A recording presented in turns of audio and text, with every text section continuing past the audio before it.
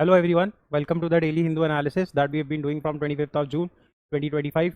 The session becomes extremely important for your CLAT, CUET and IP MAT preparation. People who are preparing for CLAT, this would be very handy in solving their GK questions. A lot of legal reasoning questions can also be solved from just by regularly following the newspaper. The passages that you see in the English and CR sections would also be coming from your newspapers, right? Like a lot of passages. Also, if you are preparing for the CUET entrance examination, the session becomes extremely important for your paper 3, wherein GK is strictly as a section, right?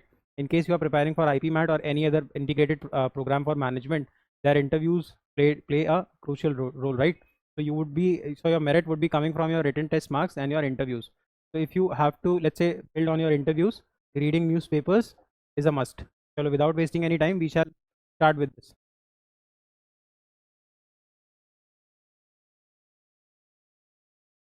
Yeah. So the first news is about the Tamil Nadu governor's action forced Supreme Court to step in. We'll understand what it is. See, in India there is rule of law. In India there is rule of law, which means if anything has to happen in India, it has to happen through a law. Now, how is a law made? See, there is a thing called as draft, which is also called as bill. Now, this is not a law. When the bill is passed in both the Lok Sabha, Rajya Sabha, and the president assents to it, a law is born. Now, Lok Sabha shall have people which are elected by you in the form of MPs. Rajya Sabha shall have MPs which are elected by the MLAs. MLAs are elected directly by the people. The people of India. Now, this is happening at the center level. Now, the similar process is happening at the state level. If a bill has to become an act, it has to be passed by Vidhan Sabha, which is also called as state. It has to be passed by the Vidhan Parishad, also called as the State Legislative Council, and then it has to be ratified by the governor of a state. अब होता क्या है, मान लीजिए कोई bill pass हुआ तो विधानसभा में पास हो गया, विधान परिषद में पास हो गया, अगर वहाँ पे विधान परिषद है तो अब जो गवर्नर होता है ना, इसका अपॉइंटमेंट कौन करता है? President of India. अब यहाँ पे चीज़ को समझने की कोशिश करो. तो let's say this is Uttar Pradesh. ना Uttar Pradesh let's say has the government of Congress. MLA Congress के हैं. अब ये जो गवर्नर की पोस्ट होती है, इसका अपॉइंटमेंट करता है प्रेसिडेंट, और हमें ये बात पता है the president shall act on the aid and advice of council of minister. तो मोदी जी की जो काउंसिल बोलेगी, प्रेसिडेंट वही करेंगे. अब होता क्या है, यूजुअली लोग गवर्नर का मिसयूज भी कर लेते हैं. कैसे? अब मान लीजिए यूपी में कांग्रेस की गवर्नमेंट है, विधानसभा ने बिल पास किया, विधान परिषद ने बिल पास कर दिया. अब गवर्नर बैठा है बीजेपी का. अब गवर्नर करेगा क्या? साइन नहीं करेगा बिल पे. अब क्योंकि वो बिल पे साइन नहीं करेगा तो वो कभी भी एक्ट बन ही नहीं पाएगा.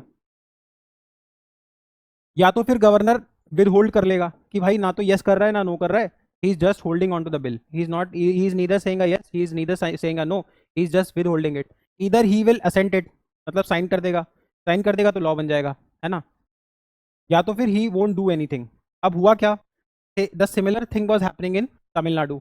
नाउ तमिलनाडु में जो गवर्नर है वो किसका अपॉइंटेड होगा? बीजेपी का, because the president is appointing. और बाकी यहाँ पे ऑपोजिशन पार्टी है. तो तमिलनाडु के गवर्नर पे ये एलिगेशन लगाई गए, ये आरोप लगाए गए, तमिलनाडु विधानसभा जो भी विधानसभा पास करती थी लॉ, क्योंकि तमिलनाडु में विधान परिषद नहीं है तो विधान परिषद की जरूरत नहीं, तो विधानसभा जो भी लॉ पास करती थी, गवर्नर ना तो उस पर साइन करता था ना कुछ बोलता था. गवर्नर बस अपनी जेब में बिल रखता था. अब इससे ये परेशान हो जाते थे क्योंकि लॉ तो बन ही नहीं पा रहा, people who were sitting in Vidhansabha were apprehensive of whom? The governor of India. जिस वजह से पहुंच गए कहाँ पे? Supreme court. अब सुप्रीम कोर्ट के पास article 142 of the Indian constitution में पावर है कंप्लीट जस्टिस करने की. मतलब अगर कोई सा भी इशू आ जाए और आपको लगता है there is something which is unconstitutional, तो सुप्रीम कोर्ट खुद से मुकदमा ले लेती है और कंप्लीट जस्टिस के नाम पे फैसला सुनाती है. तो सुप्रीम कोर्ट ने बोला हाँ ये गवर्नर बदमाशी कर रहा है और ये जान के पास नहीं करता. तो सुप्रीम कोर्ट ने बोल दिया कि अगर भाई प्रेसिडेंट और गवर्नर 90 डेज से ज़्यादा अपने पास बिल को रखेंगे तो हम मान लेंगे कि वो पास हो गया है. समझ पा रहे हो? अब आप विदहोल्ड नहीं कर सकते. या तो 90 डेज में पास कर दो, साइन करो. नहीं पास करोगे 90 डेज में तो हम अज्यूम कर लेंगे पास हो गया. अब इस चीज को देखते ही क्या हुआ, इस जैसे ही सुप्रीम कोर्ट ने ऑर्डर निकाला, जो बीजेपी है या फिर हमारे जो एक डायनेमिक्स हैं, उन्होंने बोलना शुरू किया कि भाई हाउ कैन यू,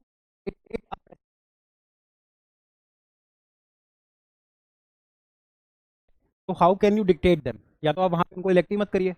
तो ये बात में भी प्रॉब्लम दिखा, ये प्रेसिडेंट और गवर्नर को ही डिक्टेट कर रहे हैं। ये आप भूलिए मत, president is the first citizen of India और governor is the first citizen.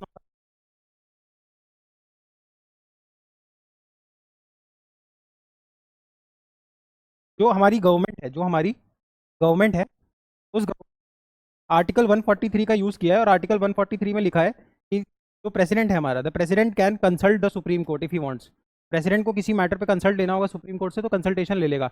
अब आर्टिकल 143 में प्रेसिडेंट ने सुप्रीम कोर्ट से पूछा है कि बेटा जो तुमने ऑर्डर दिया है ना, the order that you have given, इसी को जरा चेक करो और मुझे बताओ कि तुम कॉन्स्टिट्यूशनली मुझे प्रेसिडेंट को या फिर गवर्नर को ये ऑर्डर दे भी सकते हो। कॉम्प्लेक्स समझ पा रहे हो इशू? ऑर्डर भी सुप्रीम कोर्ट का है 142 में, और 143 में प्रेसिडेंट चैलेंज कर रहा है, गवर्नमेंट ऑफ इंडिया प्रेसिडेंट के बिहाफ पे चैलेंज कर रही है कि 143 में सुप्रीम कोर्ट मुझे ये बताओ क्या सुप्रीम कोर्ट के पास ये पावर भी है कि प्रेसिडेंट या गवर्नर को रूल करे। ये इशू है पूरा कंप्लीट। हमारे पास रॉ फॉर्म में बिल होता है, बिल को हाउस से पास कराना पड़ता है, लोकसभा राज्यसभा फिर प्रेसिडेंट साइन करते हैं। सेम चीज स्टेट में भी होती है। स्टेट में प्रॉब्लम क्या है, जो गवर्नर है वो सेंट्रल गवर्नमेंट अपॉइंट करती है, गवर्नर कभी इलेक्ट नहीं होता है। प्रेसिडेंट हमारा इलेक्ट होता है, इसका इलेक्शन होता है। गवर्नर का इंडिया में कोई इलेक्शन नहीं होता है। मोदी जी जिसको चाहेंगे उसको गवर्नर बना देंगे। अब गवर्नर करता क्या था, तमिलनाडु में लॉ बिल पास हो गया विधानसभा से, वहां विधान परिषद तो है नहीं, तो गवर्नर साइन ही नहीं करता था। देखा गया कि 2020 के ऐसे ऐसे बिल थे जो 2020 में पास हो गए थे, बट 2025 तक गवर्नर ने साइन ही नहीं किया है। इसी प्रॉब्लम को देखते हुए तमिलनाडु गवर्नमेंट सुप्रीम कोर्ट चली गई और 142 में सुप्रीम कोर्ट ने ये केस अपने हाथ में लिया और बोला कि भाई प्रेसिडेंट और गवर्नर सुनो, 90 डेज में पास कर दिया करो, 90 डेज में पास नहीं करोगे तो मैं अज्यूम करवा दूंगा कि तुमने पास कर दिया है। इसी प्रॉब्लम को देखते हुए 143 में प्रेसिडेंट ने सुप्रीम कोर्ट से क्वेश्चन कर दिया कि चलो मुझे जल्दी से ये बता दो कि तुम्हारे पास ये पावर भी है कि तुम मुझे डिक्टेट कर सकते हो या नहीं। हमें कुछ रटना नहीं है, हमें 142 143 समझना है। हमें we have to understand how a bill becomes an act, who appoints the governor, what is the politics that is going around, right? So we have to understand the constitutional matters rather than getting into the politics per se. चलो, so I hope this would have been understood by you. बहुत अच्छे से पढ़ोगे पूरा समझ में आ जाएगा। चलो, welcome to what a day of CLAT, right? So today is 20th of August. तो पहली न्यूज़ पे आते हैं, नोबल पीस प्राइज नॉमिनेशन। देखो एक चीज समझो,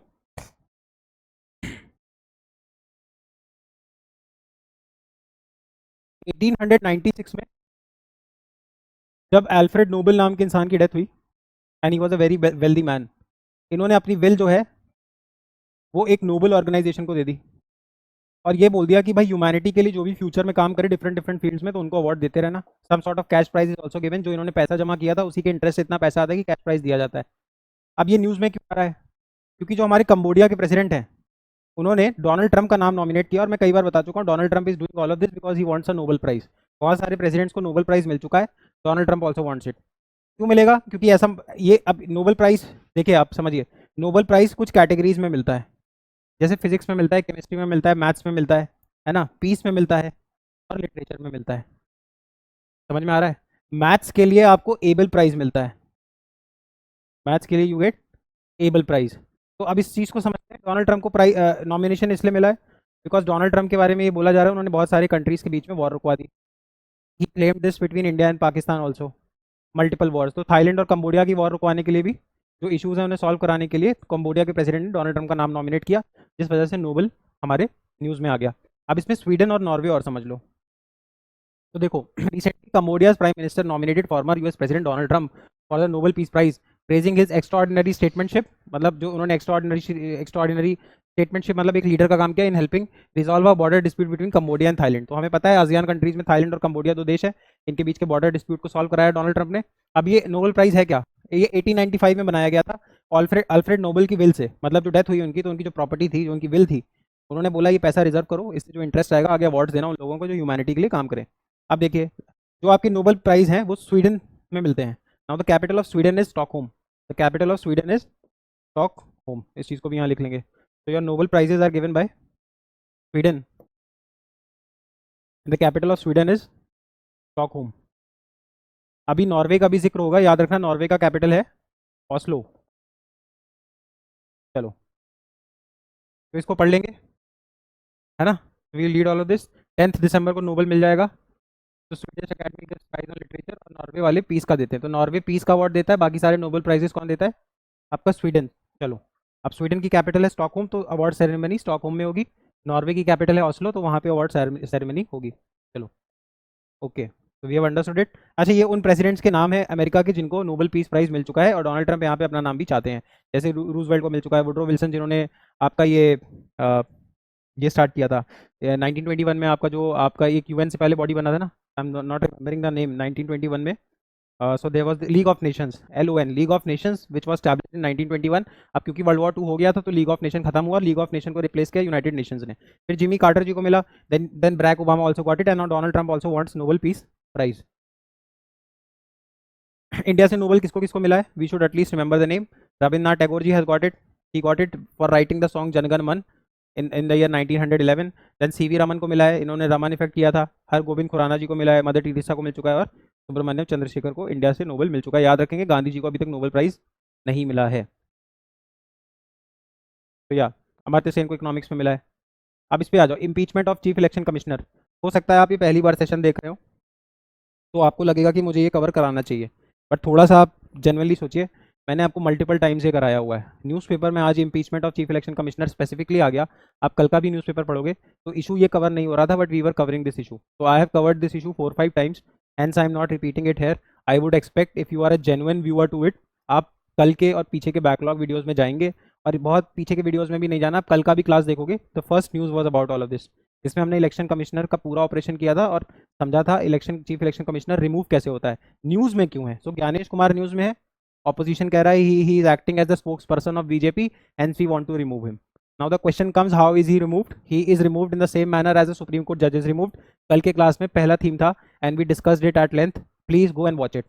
राइट, इस पर कंप्लेन नहीं करेगा कोई, क्योंकि मैंने कल ही कराया है, तो आपको कल जाके देख लेना चाहिए। It is absolutely free of cost. Press Seva portal is something which is not important, अगर आगे न्यूज़ में आएगा तो विल डू इट अगेन। फिर थोड़ा सा ये समझ लो, ओरांगुटान, इस एनिमल को आपने देखा होगा। तो जैसे हमने 29 जुलाई को नेशनल टाइगर्स डे किया, 12 अगस्त को हमने नेशनल लायन डे किया, world lion day and world tiger day, वैसे ही वर्ल्ड ओरांगुटान डे हुआ 2025 का, विच वॉज ऑन 19 अगस्त, कल August 19। तो हम इसके प्रिजर्वेशन की बात कर रहे हैं, है ना। और मैं ज़्यादा इस पर डिटेल में नहीं जा रहा हूँ, because we have studied what indicator species are, है ना। तो ये इंडिकेटर स्पीसी है जिससे हमें पूरे नेचर का एनवायरनमेंट का पता चलता रहता है। तो we have to at least start saving orangutans.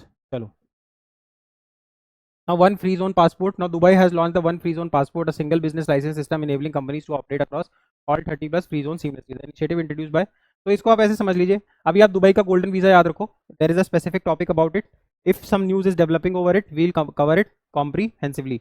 तो आज के ये इंपॉर्टेंट आर्टिकल्स थे, हमने नोबल को डिटेल में किया, ये गवर्नर का जो एक्शन है इसको डिटेल में किया, ओरांगुटन में आपको सिर्फ याद रखना 19 अगस्त ओरांगुटन होता है। न्यूज़ सेवा portal I am leaving, because थोड़ा सा और उस पर डेवलप हो जाने दीजिए, कुछ कॉन्क्रीट होगा तो we'll do it. Gyanesh Kumar के रिमूवल की बात हमने इसलिए नहीं की क्योंकि कल ही हमने बहुत डिटेल में उस चीज़ को कर रखा है, और साथ में हमारी एक न्यूज़ और बच रही थी, which was your, give me a second, तो वी डिड दिस, ये भी हमने कर लिया था, इम्पीचमेंट भी कर लिया था। हाँ, वन फ्री जोन पासपोर्ट, इसको इतना इंपॉर्टेंट नहीं है, but golden visa of Dubai is important, which we have already covered. चलो, for now that is it, hopefully I will see you tomorrow. In case you are in case you started watching it, आप पीछे के भी 2-3 lectures देखिए, हो सकता है आपको ये थोड़ा कम कॉम्प्रिहेंसिव लगे, but there are around 30-35 videos already uploaded. आप रैंडमली कोई भी 2-4-5 वीडियोज उठा के देखो। If you liking it, you should start watching it regularly. We do it every Monday to Friday. In case you are looking for a full-fledged course to prepare for any of these examinations, CLAT, CVT, and IIT, you can give us the number which is 8808888415. Also, you can go and install our app. It's available on both Play Store and App Store. For now, thank you so much. I'll hopefully see you tomorrow. Thank you and have a great day ahead. Hello, bye.